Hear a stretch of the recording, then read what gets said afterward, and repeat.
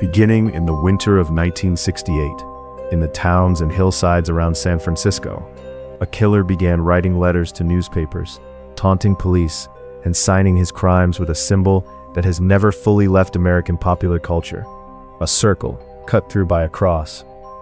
He called himself the Zodiac.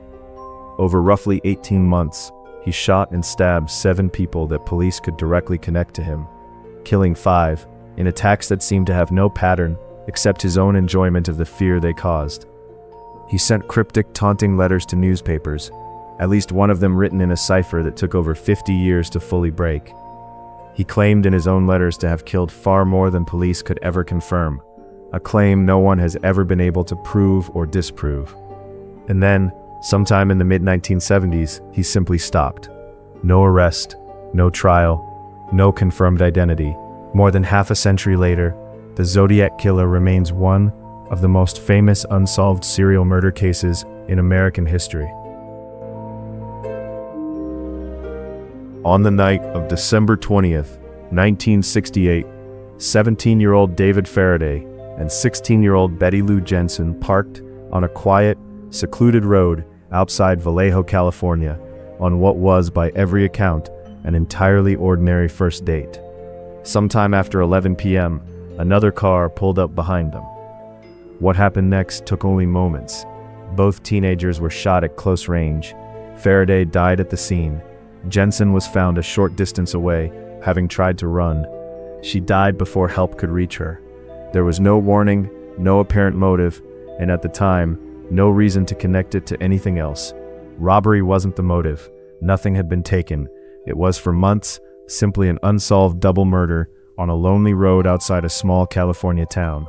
It would be more than 7 months before anyone realized this quiet, brutal killing was only the beginning.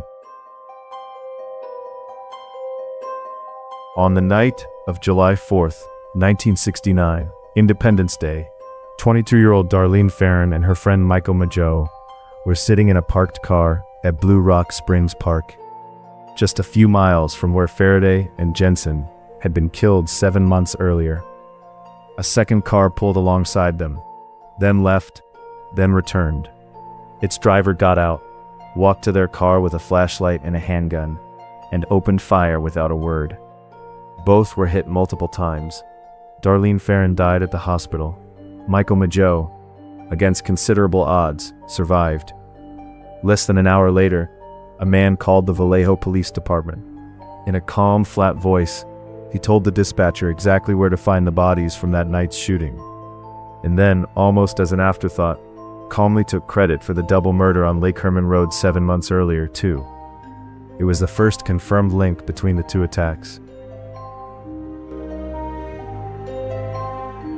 3 weeks later, on July 31st, 1969, 3 nearly identical letters arrived at 3 different Bay Area newspapers: the San Francisco Chronicle, the San Francisco Examiner, and the Vallejo Times-Herald. Each letter contained a third of a 408-symbol cipher, along with a warning: publish it on your front page, or he would go on a killing spree that weekend. The letters described details of the Lake Herman Road and Blue Rock Springs attacks that had never been made public, proof to investigators that whoever wrote them was genuinely responsible.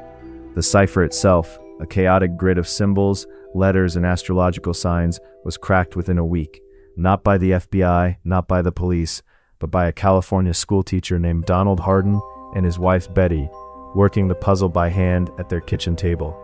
The decoded message was rambling, boastful, and deeply unsettling. In it, the killer described his victims as game, to be collected in the afterlife, and for the first time, adopted the name that would follow him for the next 50 years, Zodiac. He would go on to send more than a dozen additional letters, cards, and ciphers to newspapers and individuals over the following 5 years, some containing genuine new information, others sent, seemingly, purely to keep the public afraid and his name in the headlines. On September 27, 1969, college students Brian Hartnell and Cecilia Shepard were having a picnic on the shore of Lake Berryessa in Napa County when a man in a strange black executioner's hood approached them. Stitched onto his chest was the same cross-circle symbol from his letters. He claimed, almost politely, to be an escaped convict who needed their car and money, then produced a length of rope, bound them both, and without further warning, stabbed each of them repeatedly. Cecilia Shepard died 2 days later in the hospital. Brian Hartnell, despite catastrophic injuries, survived and was able to give police one of the only direct physical descriptions of the killer ever obtained. Before he left, the man walked calmly to Hartnell's car and in black felt tip pen wrote the date and his now familiar symbol directly onto the driver's door, an object so strange and specific that the marked door itself became physical evidence, preserved and photographed exactly as he left it. It remains one of the only times the Zodiac left behind a piece of himself in his own hand at the scene of an attack. On October 11th, 1969, 29-year-old cab driver Paul Stine picked up a passenger in San Francisco's Presidio Heights neighborhood. A few minutes later, that passenger shot him once in the head at close range, then calmly stepped out of the cab, tore a bloodied strip of fabric from Stine's shirt, and walked away on foot. 3 teenagers, watching from a nearby window, saw the killer leave the scene and immediately called police, giving investigators one of their best physical descriptions of the case, which would eventually form the basis of the composite sketch that has become permanently associated with the Zodiac in the decades since. Paul Stine remains, to this day, the last confirmed Zodiac murder victim. 10 days later, a letter arrived at the San Francisco Chronicle, including a swatch of fabric that matched Stine's torn shirt. Physical proof, investigators concluded that the letter writer and the killer were one and the same. Over the decades since, investigators and independent researchers have pursued dozens of possible suspects.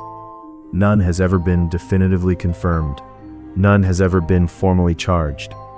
The name most associated with the case is Arthur Lee Allen, a former teacher and convicted sex offender, who was first named as a suspect by an acquaintance in 1971. Allen matched several witness descriptions, once reportedly owned a watch bearing the Zodiac's cross-circle symbol, and was the subject of an extensive, decades-long police investigation, including a search of his home and trailer in 1991. He was never charged.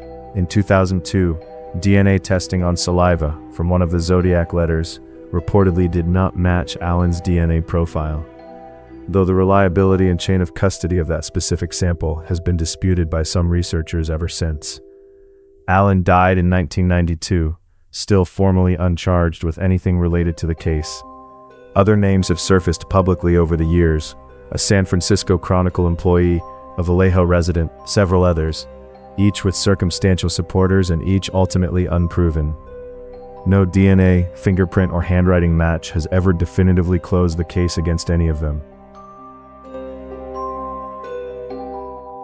In December 2020, more than 51 years after it was mailed, a team of amateur code breakers, a Belgian computer programmer, an American software developer, and an Australian mathematician working independently online, finally cracked the notorious 340-symbol cipher the Zodiac had sent in November 1969. The FBI confirmed the solution was genuine. The decoded message, much like the killer's letters, was rambling and boastful, and it did not reveal his name, his location, or any new confirmable details about his identity. It remains to this day one of the case's few genuine breakthroughs in half a century. Proof that the cipher could be broken, and proof that breaking it still wasn't enough. The Zodiac's last confirmed communication is generally dated to 1974. He was never arrested. His identity was never confirmed. The case remains formally open in multiple California jurisdictions to this day. 5 confirmed murders. At least 2 survivors who lived to describe him. Dozens of letters, cards, and taunts sent directly to newspapers, and by extension, the public. A cipher that took over half a century to solve, and one, the very first cipher he ever sent, that revealed only that he did what he did simply because he enjoyed it. No trial, no conviction, no universally agreed upon identity, despite thousands of hours of investigation by police, journalists, and amateur researchers across more than 5 decades. The cross-circle symbol he invented has outlived him in popular culture, printed and referenced far beyond the small stretch of Northern California where his actual crimes took place. And somewhere in that gap, between how famous the symbol became and how little was ever actually proven, the real unanswered question at the center of the Zodiac case has remained exactly the same since 1969.